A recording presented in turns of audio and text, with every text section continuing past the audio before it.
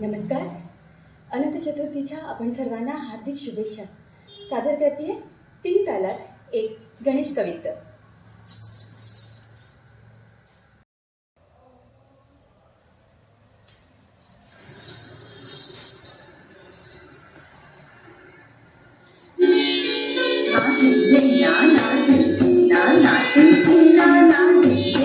श्रवण सुंदर नाम